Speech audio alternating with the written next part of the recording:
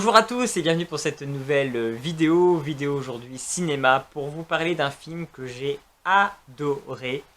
Il s'agit de l'adaptation donc Les Filles du Docteur March, réalisée par Greta Gerwig, avec Timothée Chalamet, Saoirse Ronan, Florence Pugh, Emma Watson, entre autres. Donc on a un casting qui est extrêmement bon. Euh, Alors je ne savais pas trop à quoi m'attendre avec cette adaptation des 4 filles du Docteur March. Je connaissais bien évidemment le dessin animé qui est passé dans ma jeunesse et j'aimais beaucoup ces personnages, j'aimais beaucoup cette histoire. Donc j'avais très envie de voir cette adaptation cinématographique. Donc déjà, les décors donc, et les costumes qui ont gagné un Oscar, bah, c'est mérité, c'est absolument magnifique. On est vraiment immergé dans ce film et dans cette ambiance. On est vraiment une très belle retranscription. Je pense, je n'ai pas lu le roman des 4 filles de Dr. March, mais je pense que, en tout cas, j'ai retrouvé des éléments d'histoire que je me souvenais avoir vu dans le dessin animé. Donc c'était plutôt sympa. Je trouve que même les personnages, les filles, ils ont rappelé un petit peu ces codes couleurs, leur personnalité. Grosse performance quand même de Florence Pugh dans la performance au fait de la plus jeune. Elle est capricieuse à souhait. Elle a ce visage assez bouffi, rond, qu'avait également dans le dessin animé, et je trouve qu'elle est parfaite. Vraiment, c'est un gros coup de cœur pour sa performance. Pour moi, c'est un gros plus du film. Timothée Chalamet, je trouve qu'il était extrêmement bien choisi en Laurie. Vraiment, je trouve qu'il avait vraiment l'image finalement de Laurie que j'avais de la série télé, donc il le retranscrit également très bien. Donc voilà, le casting je trouvais très bien fait, et il retranscrit bien les personnalités telles que moi j'ai imaginé les personnages des 4 filles du Docteur March. Et ce que j'ai trouvé super intéressant, c'est qu'en fait le film se passe en 2 temporalités. On a en fait une espèce de flashback au fur et à mesure du film qui va nous faire une remontée dans le temps de tout ce qui s'est passé au fait dans l'enfance des 4 filles du Docteur March. Et on a le présent qui finalement est l'après de ce qu'on a pu connaître dans le dessin animé. Donc j'étais ça intéressant de voir l'après, qu'est-ce que sont devenus les 4 filles du Docteur March adultes. Et ben, ça c'est super intéressant. Donc on a l'après, on a des scènes extrêmement touchantes, très poignantes. Euh, ouais, c'est bourré d'émotions. C'est extrêmement bien fait, extrêmement bien réalisé, extrêmement bien joué, extrêmement bien mis en scène. Je trouve que ce film est juste parfait. Il est extrêmement bien réalisé. On a toujours c'est un petit peu cette correspondance entre le flashback, le présent. Je trouve c'est vraiment été bien fait d'avoir découpé le film comme ça. Ça donne du rythme, du dynamisme. Ça permet vraiment d'alterner les points de vue. Et il y a un petit temps d'adaptation au début pour comprendre en fait les retours en arrière, mais ça dynamise complètement le film. Et on est encore plus imprégné dedans et on redécouvre les choses et c'est un peu plus crédible parce que comme ça on a des sauts dans le passé qui sont justifiés parce que finalement l'histoire se concentre vraiment plutôt sur le présent et pas sur ces scènes du passé. Donc ils auraient fait un film qui réadapte vraiment toute l'histoire en fait des 4 filles du Docteur March. Ça aurait été compliqué le fait de meubler les ellipses. Là c'est cohérent. On a les retours au passé qui sont justifiés par ce qui se passe dans le présent. Donc c'est extrêmement bien écrit, c'est extrêmement bien construit. Moi j'ai passé un moment excellent sur ce film. C'est vraiment pour moi un film réussi de A à Z. Je voulais également vous parler du film Hugo Cabret. Et donc Hugo Cabret, donc réalisé par Martin Scorsese, est un film que j'avais très envie de voir. Je pensais que c'était un film très aventuré. Voilà, je vais en revenir un petit peu plus sur l'histoire après. Finalement, ça partait sur une direction que je n'attendais pas du tout. Le film est parti vraiment sur autre chose. On suit le jeune Hugo dans les années 30 à Paris. Il vit dans une gare. Il est devenu orphelin. Donc on aura un passé pour nous expliquer pourquoi il est devenu orphelin. Et il a donc un automate qu'avait trouvé son père. Et son rêve, c'est d'arriver à le reconstruire parce que voilà, c'est un petit peu la dernière relique de son père.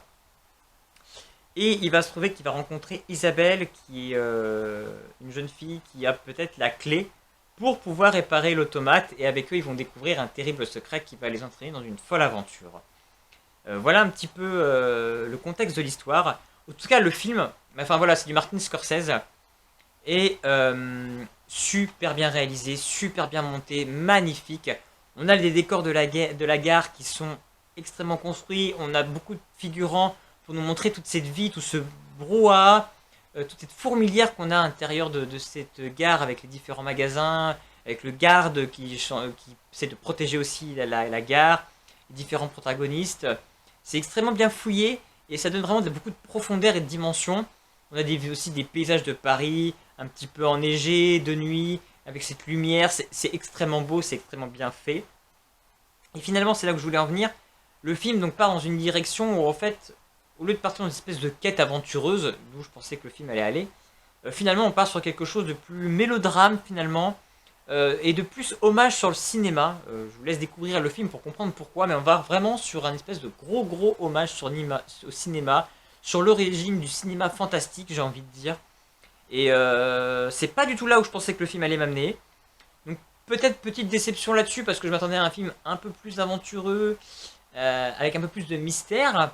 Même si voilà, on a un mystère quand même, et une fois qu'on a compris le mystère, ouais, clairement, voilà, le film part dans autre chose.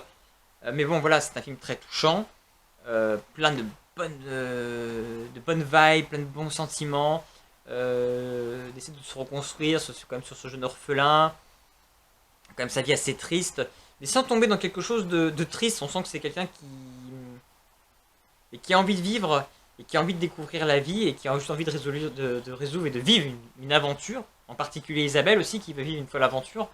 Et voilà, après on a cette deuxième partie qui est vraiment un hommage où on apprend des choses. Moi j'ai appris plein de choses sur ce film, sur l'origine du cinéma, parce que voilà, on met en situation des personnages qui ont vraiment existé. Donc c'est un film vraiment très atypique, très intéressant. On a un casting plutôt bon aussi sur Hugo Cabret. Le jeune garçon, je ne le connaissais pas, mais on a quand même Ben Kingsley qui est un auteur qui est toujours très charismatique. Isabelle également jouée par Chloé Grace Moretz qu'on a pu découvrir dans Kick-Ass et la cinquième vague. Donc elle c'est une actrice absolument incroyable, surtout que là pour jouer un enfant, je trouve que voilà, elle a quelque chose et son côté très optimiste, très pétillante ressort extrêmement bien dans ce film et est très bienvenue. Elle joue très bien son personnage. Et donc voilà, on a des scènes avec des gros retours en caméra en arrière, c'est extrêmement bien monté, c'est vraiment du puissant Scorsese comme il sait faire. Voilà, c'est sûr que c'est du très bon cinéma, extrêmement bien tourné, ça c'est sûr que on peut pas dire le contraire. Donc voilà, le bémol que j'aurais eu, c'est qu'un peu plus enfin je m'attendais pas à ça, donc du coup ça a pris un contre-pied. C'est ça qui m'a un peu, mais ça reste un film atypique et qui est extrêmement intéressant néanmoins.